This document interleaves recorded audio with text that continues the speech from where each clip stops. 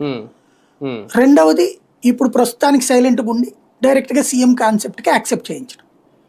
ఒక్క పని ఉమ్, మాత్రం గుర్తుపెట్టుకోవాలి, లాస్ట్ ఇయర్ ఇవ్వకూడదు CM um, post. Um.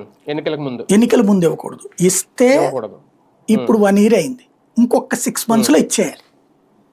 Um, maximum 6 to 9 monthsలో ఇచ్చేయాలి, ఉమ్. లేకపోతే ఇవ్వకుండా ఉండటమే బెటర్. సరే, ఆ ప్రయత్నాలు ఏమైనా జరుగుతున్నాయని అనుకోవచ్చా?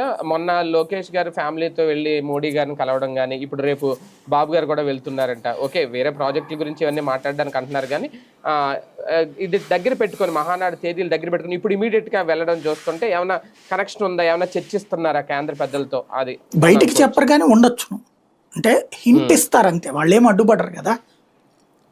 ఇప్పుడు లోకేష్ వెళ్ళడం వల్ల లోకేష్ని స్వయంగా, నాకు తెలిసి లోకేష్కి ఆల్రెడీ మోడీ ఆశీస్సులు వచ్చేసినాయి.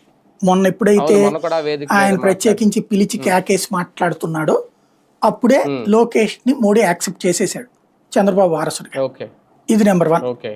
రెండోది, రమ్మనమని పిలిచాడు అంటే దానికి సంపూర్ణ ఆశీస్సులు తీసుకోవడానికి వెళ్ళటం, కుటుంబ పరంగా వెళ్ళి ఆశీస్సులు తీసుకోవడం ద్వారా మోడీ కూడా క్లియరెన్స్ ఇచ్చేసినట్టే అక్కడ.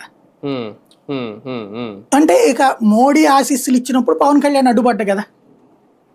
ఇంకోటి, పవన్ కళ్యాణ్ లోకేష్ కి సీఎం కాన్సెప్ట్ ని యాక్సెప్ట్ చేస్తున్నాడు అనడానికి గత 3-4 మీటింగులు అప్పటి నుంచి మనకు అర్థమవుతుంది.